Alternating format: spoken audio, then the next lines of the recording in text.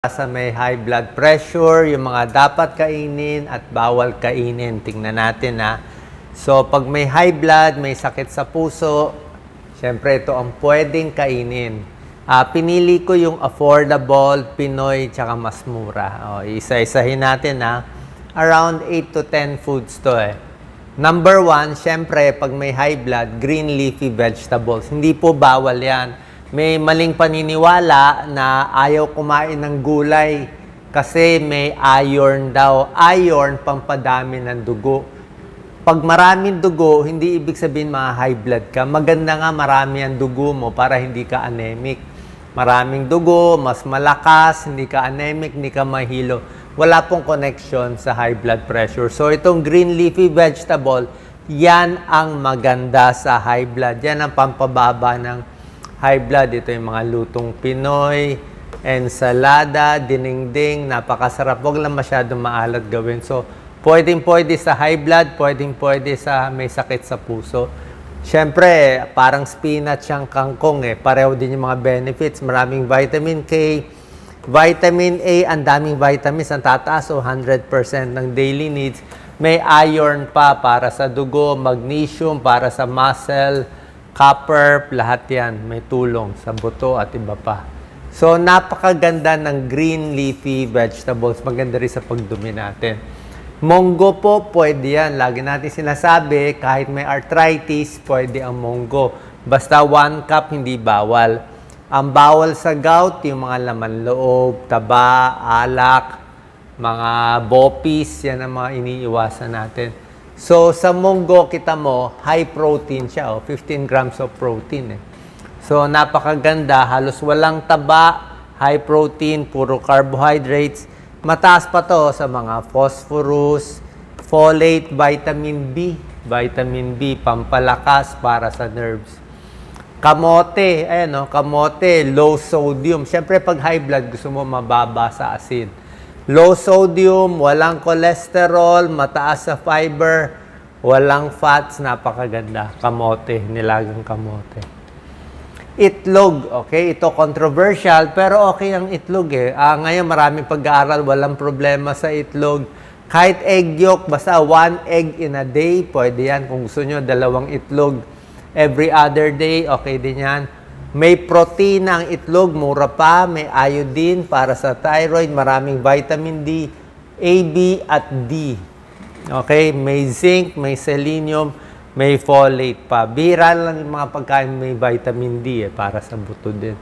So, ang itlog may choline para sa utak. Pampatalino ng bata at matanda. Okay po yan. May lutein and zeaxanthin para sa mata. May amino acids para sa muscle, para sa katawan. So, pwede yan. Mas maganda nga kung hard-boiled egg. 1, 2 sa isang araw, pwede po. Pag mataas ang cholesterol, siguro 1 in a day lang. O kung gusto mo, more yung egg white, yung egg yolk lang naman ang issue sa cholesterol. Kung masyadong maraming kakainin mo itlog. Tokwa, tofu, pwede po to. Mura, maganda sa high blood. Sakit sa puso, para sa buto, pwede sa gout, walang problema. May iron din para sa babae at marami pa. So, healthy protein siya, tofu. Siyempre, saging, pinakamaganda sa high blood. Pag mataas sa potassium, nakakatulong sa blood pressure. Pag tumaas, pag high potassium foods ang kinakain, bababa yung sodium, napakaganda. Sardinas, pwede yan, basta isda, di ba? Kaya lang ang problema lang sa sardinas, minsan maalat.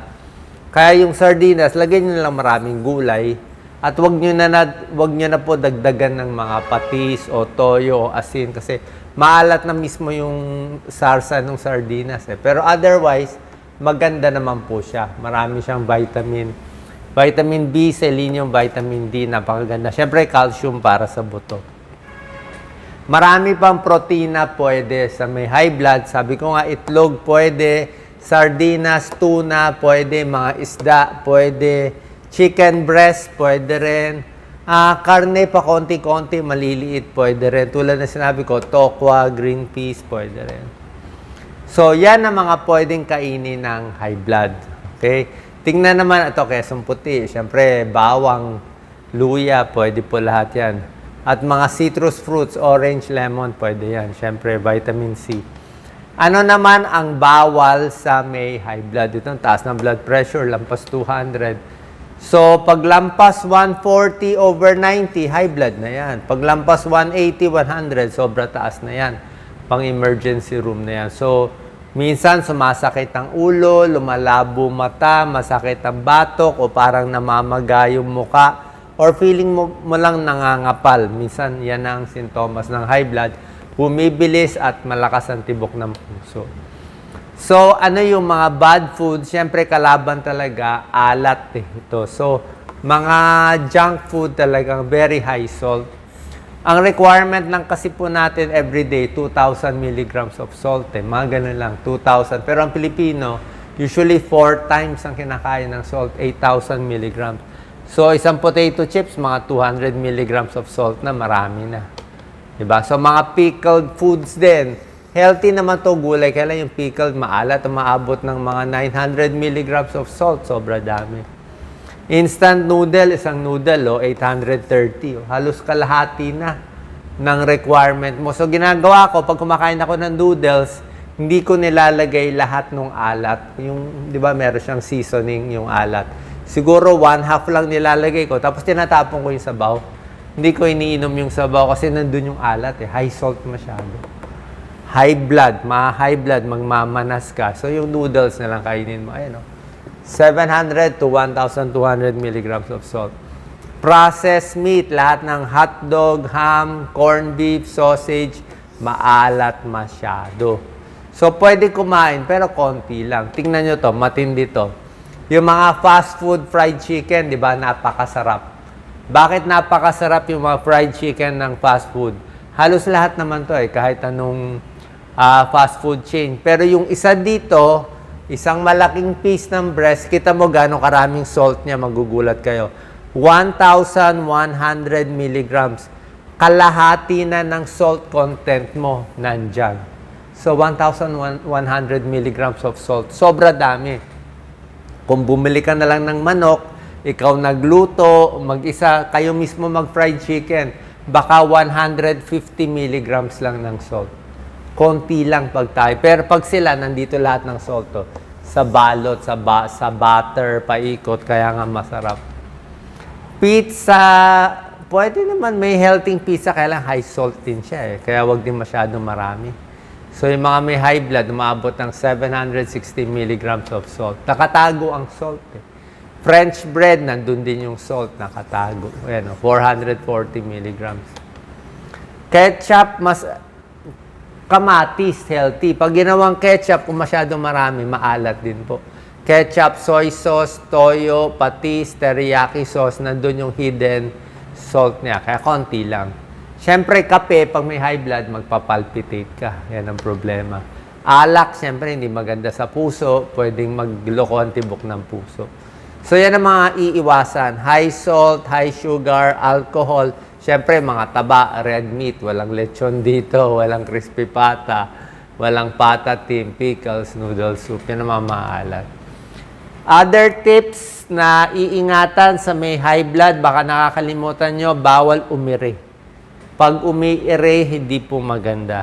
Ingat po sa pag-ire na high blood, pwede ma-heart attack. So, kailangan malambot lagi ang dumi. So, maraming prutas every day. Kulang sa tulog, pag puyat, mas high blood. Pag puyat, mas malakas kabog ng dibdib. Kulang sa exercise, overweight, mas hindi maganda sa puso. Sobrang alak, nasabi ko na nga to, hindi maganda sa puso. Salty foods, pinakita ko sa inyo, mga fast foods. Sigarilyo, syempre, barado sa puso.